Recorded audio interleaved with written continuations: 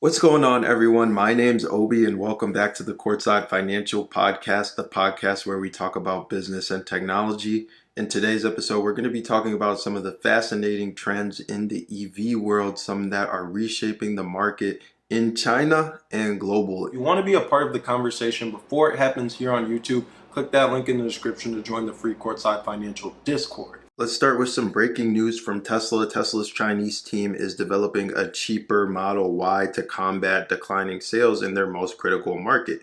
The Model Y sells so well for them, they need to protect this product. This isn't just a minor story, it's a strategic pivot that speaks volumes about where the EV market is headed. Tesla's global sales are in trouble, folks. The February 2025 numbers just came in and they're not pretty. Tesla experienced a 49% year-over-year plunge, with total sales of vehicles being 30,688. The Model Y specifically, their bread and butter, saw a staggering drop of 77%. With only 8,006 units sold, that's their worst month in sales since July 2022. And it's not just China. European sales fell by 45% in January, with German deliveries down 70.6% in the first 2 months of 2025. Meanwhile, the US market has had declining sales for 4 consecutive months. This is creating serious pressure on Tesla's stock price, which saw a 15% drop earlier this week, the largest since 2020. So what's Tesla's plan to right the ship? According to industry insiders, they're developing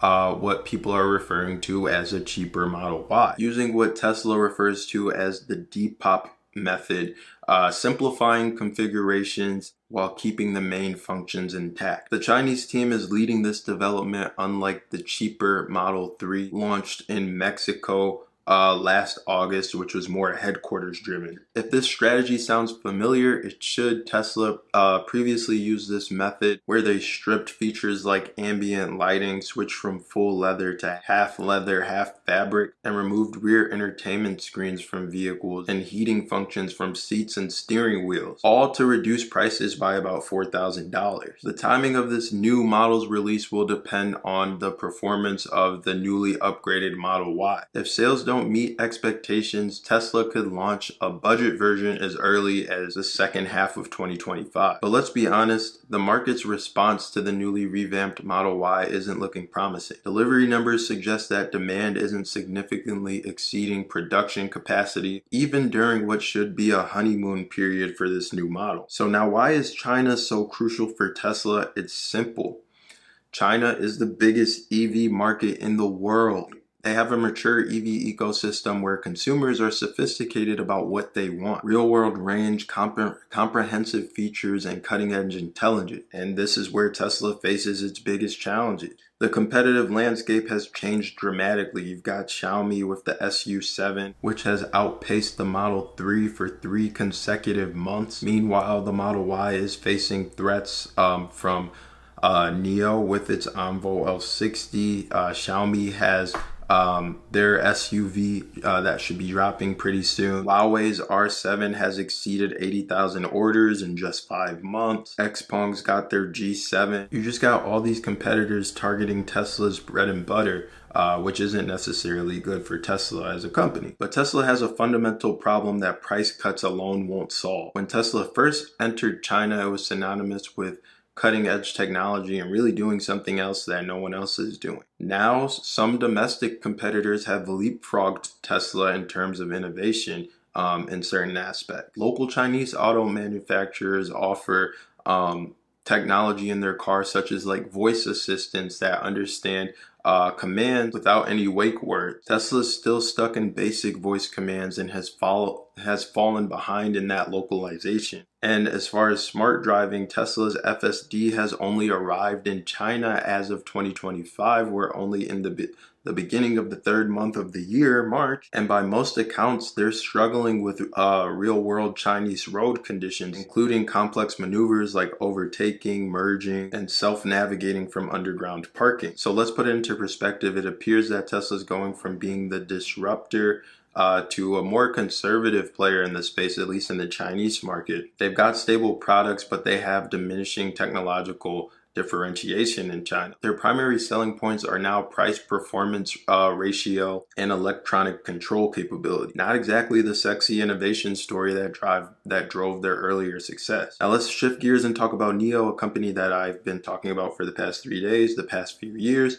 that I follow closely, bullish on, and invested in. Despite raising around $16.9 billion in financing over their lifetime, NIO's accumulated losses exceeding $14.3 billion. That's a staggering amount of capital burned with limited returns to show for it. In 2024, the company delivered around 220,000 vehicles, placing them fifth in Chinese new energy vehicle companies. That's not bad at all, but when you consider that from week 8 to 10 of 2025, NIO fell out of the top 10 list, while XPeng, Li Auto, Xiaomi, and Leap Motors all maintain their position as far as sales. It really is something to think about. The financial picture doesn't seem to be improving either. That's why this earnings report coming up next week, March 21st, is going to be so crucial. In Q3 2024, NIO's revenue reached 18.6 billion yuan, but net losses grew to 5.06 billion yuan. That's an 11% increase from 2023. Despite selling more cars, their profitability is deteriorating due to falling unit prices and shrinking gross margins. As we've talked about in the last few videos, this has forced William Li, the founder and CEO, to take some drastic action. He's personally now delving into supply chain management, saying, and I quote, "I will be deeply involved in supply chain procurement projects. At key project nodes and product development, I will carefully check costs and directly participate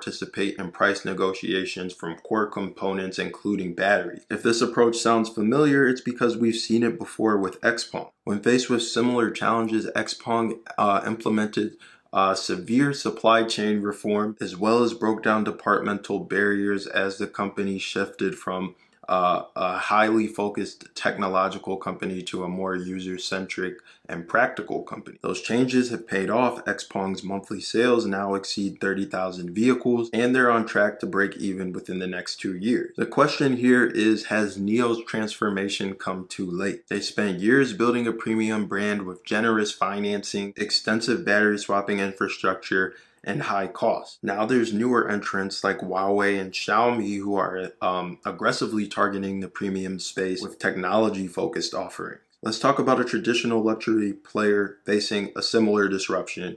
Porsche. The German automaker recently announced its 2024 performance, and the story in China is particularly telling. After 20 years of consecutive growth in the Chinese automotive industry, Porsche has now seen declining sales for the last 3 years, down 15% in 2023 and down 28% in 2024. The decline is so severe that earlier this year, Porsche dealers were actually selling cars at a loss, leading to significant conflict that actually required intervention from Porsche headquarters. The situation forced Porsche to reconsider its entire strategy. Most notably, Porsche is extending its product transition period away from fully electric. Previously, they aimed for more than 80% of their deliveries to be fully electric by 2030. That target has now been abandoned in favor of a more flexible approach. They'll continue to offer a mix of hybrid, electric, and internal combustion engines, with a particular emphasis on expanding the 911 lineup. But perhaps the most interesting development is Porsche's shift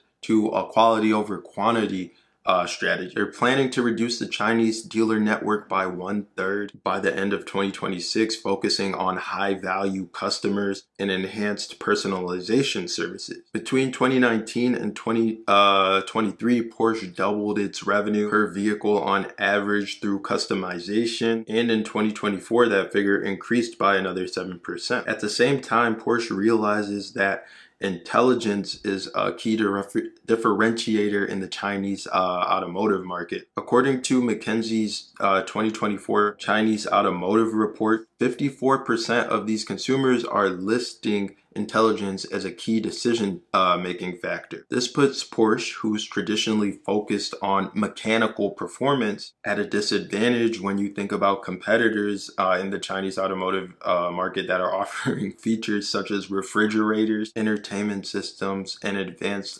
driver intelligence systems at better price points. To address this, Porsche has established a technical team in China to address to focus on digital cockpit and intelligent driving capability. Even more interesting is a hint from Porsche CEO Oliver Blume that they might leverage Volkswagen's partnership with XPeng Motors to introduce XPeng's intelligent technology into Porsche vehicles. That would be a remarkable potential collaboration that could change everything up for the entire industry. So what are the broader lessons here? Because we're definitely seeing three different approaches to a rapidly evolving EV market. Tesla's doubling down on price competition.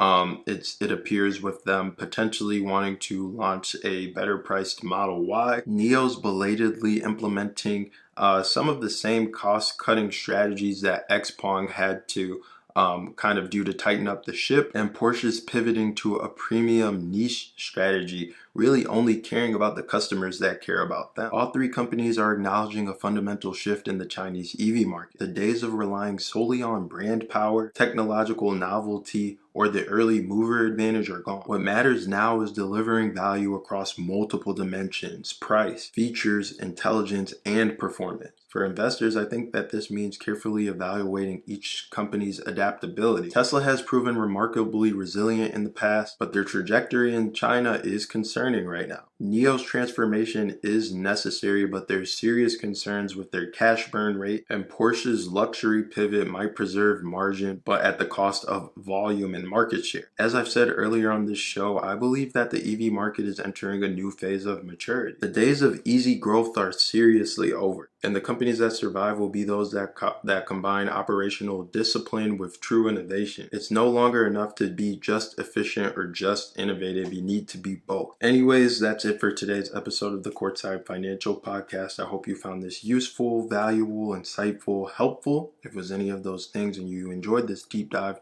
like the video, share the video, click the notification bell icon, leave a comment down below. And we'll catch you in the next installment of the Courtside Financial Podcast. This is Obi signing off. Thanks for watching.